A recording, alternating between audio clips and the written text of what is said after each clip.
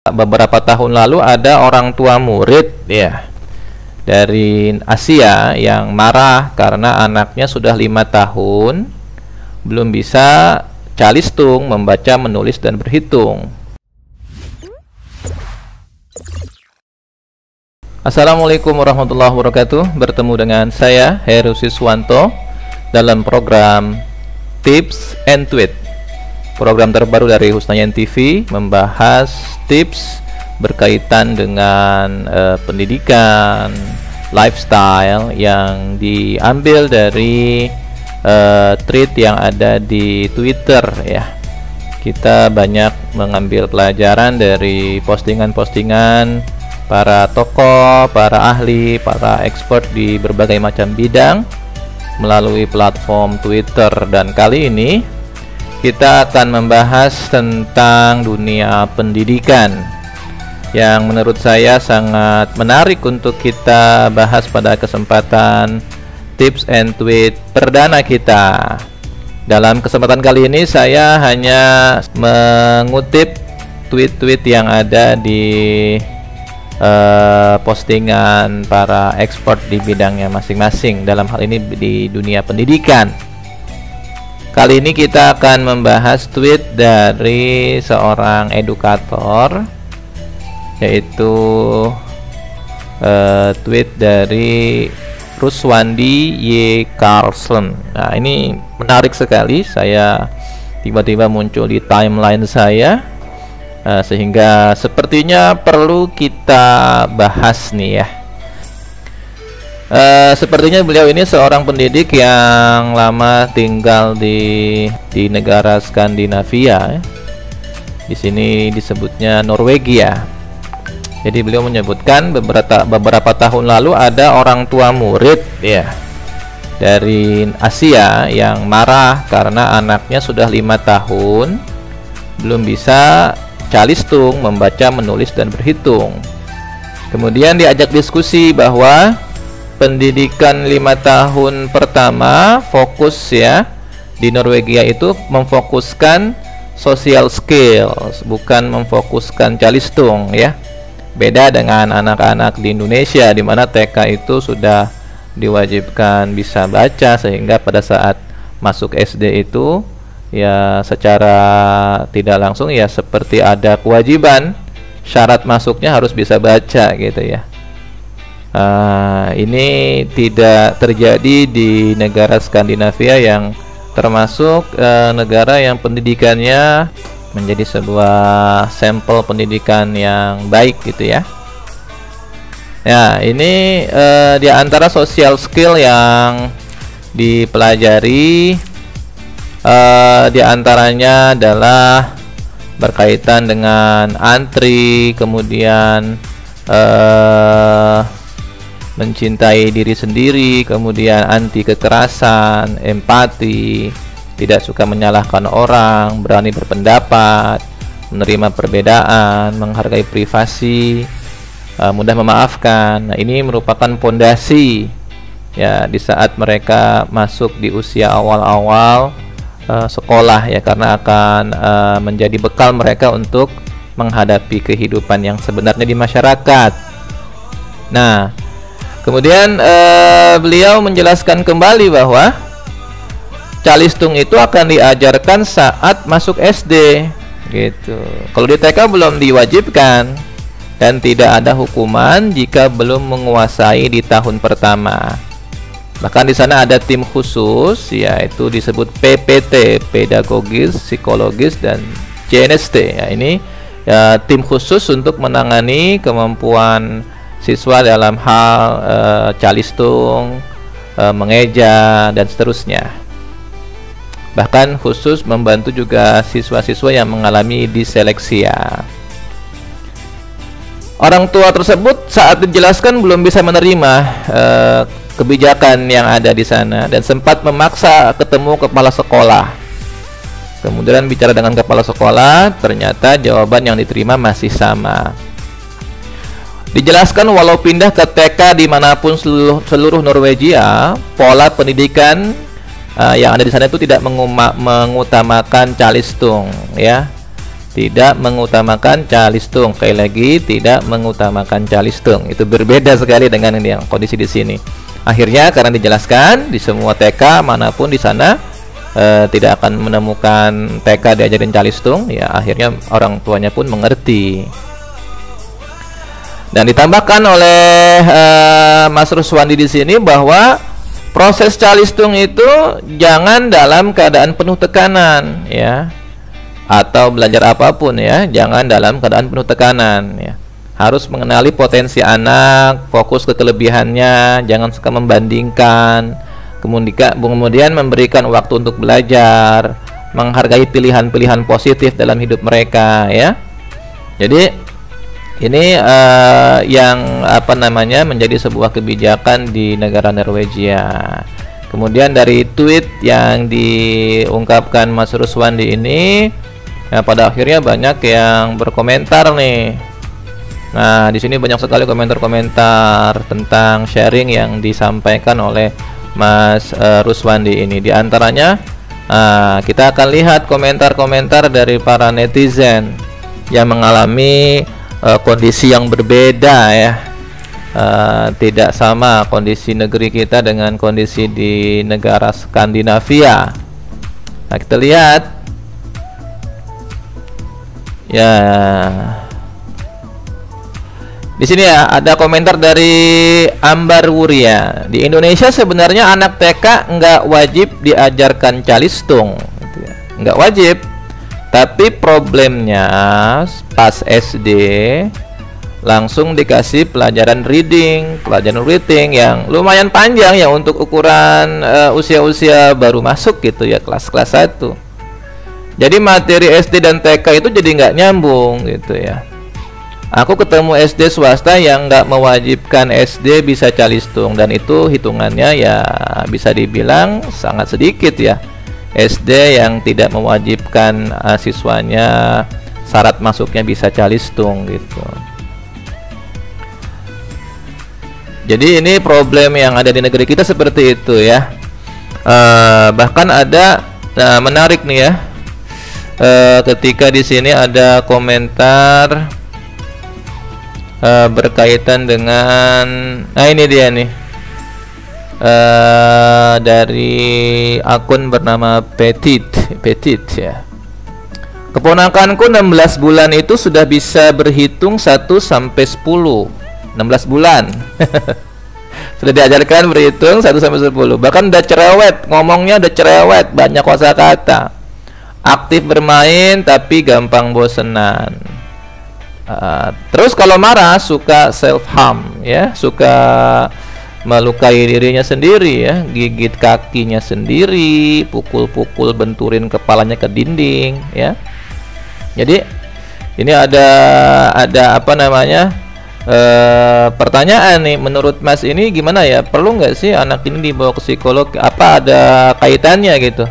Ketika anak dipaksakan sudah harus bisa berhitung, sudah harus bisa membaca di usia-usia awal, usia-usia dini, apakah mempengaruhi psikologis mereka gitu ya? Ini dikomentari oleh Mas Ruswandi, menarik beliau komentarnya.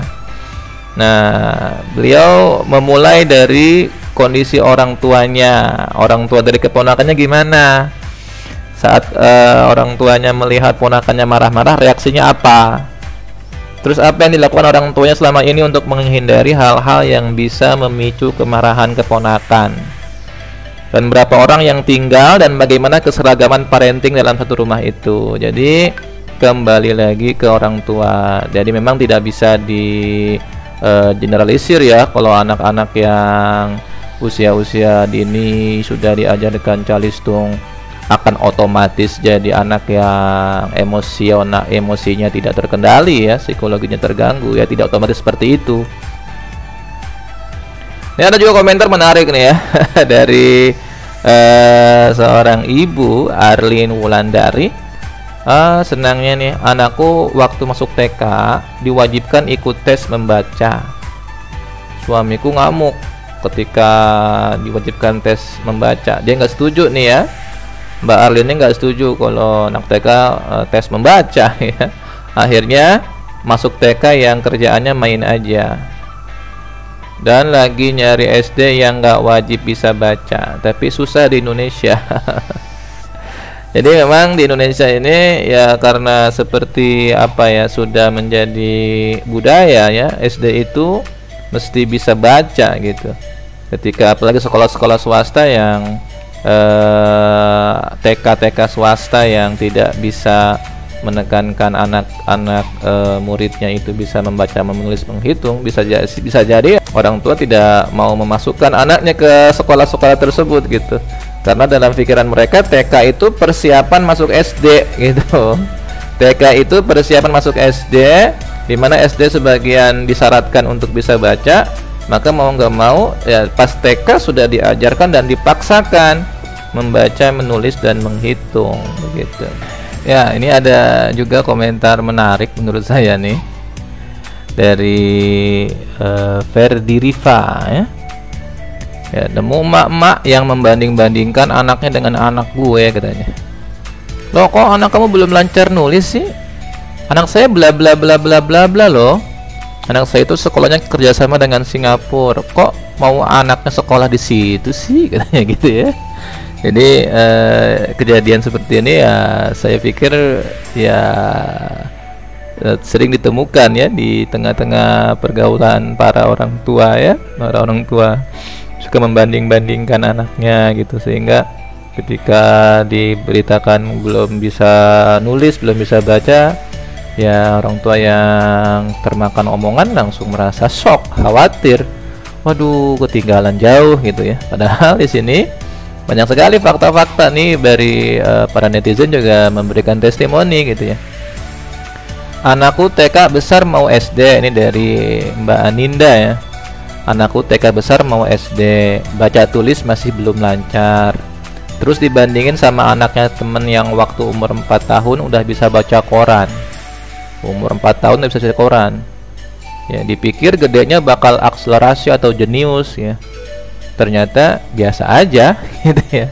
Udah 15 tahun sekarang umurnya, usianya mereka nih. Ya, dipikir usia dari 4 tahun udah bisa baca bakal jadi apa gitu ya. Ternyata nggak ngaruh-ngaruh banget gitu ya. Ini menurut dari Aninda gitu ya. Terus juga nih ada nih yang komentarnya agak lucu di sini ya, lucu nih. Mas Nicholas ya. Mas Nicholas bilang gini, saya masuk SD usia 5 tahun udah lancar baca tulis. Tuh, udah lancar baca tulis 5 tahun nih. Pas gede biasa-biasa aja, nggak ada hal-hal yang menonjol gitu. Paling yang menonjol cuman berat badannya aja. Ini komentar dari Mas Nicholas ya. Kocak ya. Ya memang ini memang faktanya begitu. Jadi bahkan ada sebuah penelitian, anak yang bisa calistung pas prasekolah dan anak yang baru bisa calistung di tahun pertama sekolah dasar, begitu masuk tahun ketiga dan keempat dan seterusnya, kemampuan mereka pada akhirnya akan setara gitu. Jadi ya kita sebagai orang tua jangan terlalu ambisius banget lah gitu ya. Ini menurut KS Denta nih, Mas Denta ini ngasih tahu kepada para orang tua, jangan terlalu ambisius banget. Yang penting anaknya sehat, yang penting having fun, yang penting bahagia di usia. Tuh, jangan cabut rasa kebahagiaan mereka dari sejak sekarang gitu. Ini pendapat dari Mas Denta. Menarik menurut saya ini pendapatnya ya. Bisa jadi sebagai rujukan kita juga nih. Nah, ini yang agak menurut saya ini testimoni dari Mbak Alia nih. Mbak Alia ini testimoni pribadi nih ya. Beliau itu bisa calistung usia 2,5 tahun. Kemudian masuk SD usia 5 tahun. Tulisan pertama ya, beliau bisa bikin tulisan, karya tulis, masuk koran usia 10 tahun. Nulis novel usia 11 tahun. Novel saya diterbitkan usia 12 tahun. Nah, pas gede apa? Apakah otomatis udah pasti happy, udah pasti aman-aman saja? Ternyata testimoninya beliau nih, gedenya mengalami gangguan kecemasan, depresi. Ya, ini testimoni yang cukup mengagetkan ya. Di saat usia dini udah bisa calistung, bahkan udah bisa menghasilkan karya tulis sejak usia 12 tahun. Pas besar mengalami gangguan kecemasan, depresi, dan gampang burnout ya, gampang marah gitu ya, tak terkendali. Nah, ini beliau ngasih pesan sama kita. Yang penting sehat dan bahagia. Nih, kata kuncinya adalah saat ini yang kita butuhkan lah yang penting sehat dan bahagia. Nah, beliau bilang, tapi kalau bisa balik ke masa lalu, saya pengen ngomong itu ke diri saya. Selama ini saya hidup begitu cepat. Kalau saya pelanin langkah atau istirahat malah jadi takut bakal gagal. Sehat dan bahagia dulu tuh nggak pernah jadi prioritas. Nah, maka dampaknya sekarang. Nah, sekarang beliau ini lebih memilih untuk hidup tenang, sehat, bahagia, terus ingin memperlambat langkahnya. Nah, ini quotes-nya nih, ini penting banget nih. Quotes of the day, quote hari ini, hidup bukan untuk kompetisi. Saat ini udah nggak musim kompetisi ya. Ini dari testimoninya Mbak Alia ya. Saya nggak mau lari-lari lagi. Masya Allah, ini menarik sekali ya, testimoni yang menunjukkan kepada kita bahwa ya nggak usah terburu-buru ya, nggak usah juga terlalu ambisius, jangan khawatir.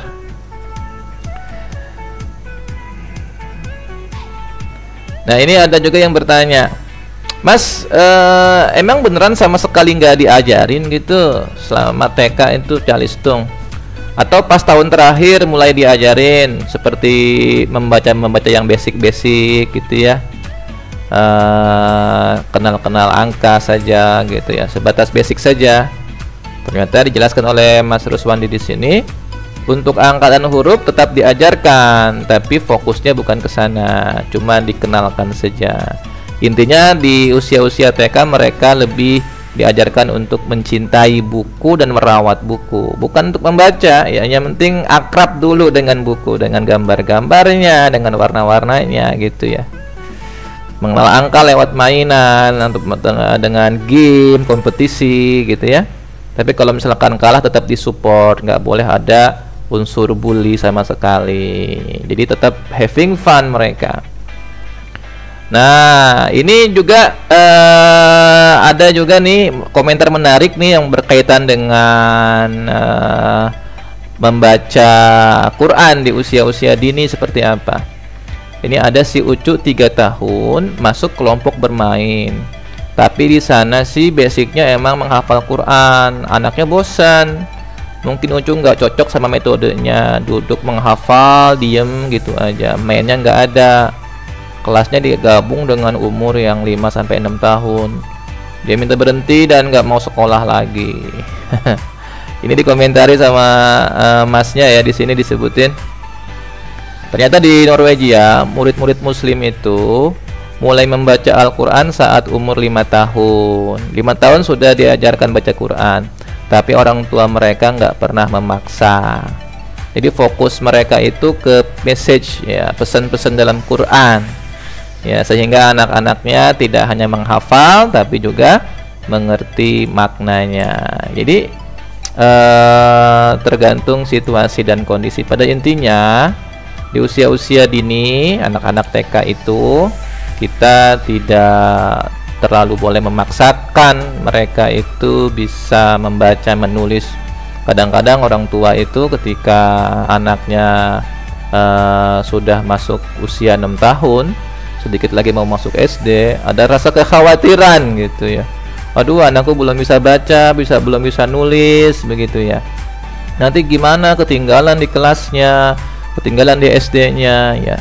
Ternyata enggak juga ya, enggak juga. Anak yang di TK-nya belum bisa baca sama sekali ya, hanya sekedar dia having fun, kemudian sosialisasinya bagus, kemudian walaupun terlambat membacanya ya, tetap saja secara realita banyak juga yang mampu menyesuaikan dirinya nanti di usia SD. Nah, ini hal yang perlu mungkin menjadi satu gambaran penting bagi orang tua, khususnya para orang tua Husnayain nih yang mau masuk SD. Jangan khawatir ya, SD IT Husnayain itu insya Allah tetap menerima siswa-siswa TK yang secara calistung belum memiliki kemampuan yang memadai, karena kami mempunyai tim yang biasanya memang di kelas 1 itu tetap diajarkan membaca, menulis, dan menghitung. Walaupun tidak menutup kemungkinan bagi anak-anak yang sejak dini sudah fun, sudah enjoy dalam belajar membaca, menulis, ya tidak juga boleh dilarang ya. Kalau mereka memang dari kecilnya kecenderungannya sudah mau membaca, enjoy, yang penting adalah bagaimana mereka bisa menikmati prosesnya itu. Nah, ini tips dan tweet yang bisa kita bahas pada kesempatan perdana ini. Bagaimana komentar Bapak Ibu, Ayah Bunda? Apakah hal ini perlu kita terapkan di negeri kita? Jadi TK itu tidak perlu dipaksakan untuk bisa calistung? Atau bagaimana pendapatnya? Setuju atau tidak kita menerapkan style pendidikan yang ada di Norwegia? Kalau setuju boleh komentar di bawah ya. Nanti berikan alasan-alasannya. Nanti kita bisa ambil pelajaran dari statement-statement dari para pemirsa semuanya. Terima kasih. Untuk sesi kali ini kita cukupkan. Assalamualaikum warahmatullahi wabarakatuh. Sampai ketemu lagi di Tips and Tweet episode berikutnya.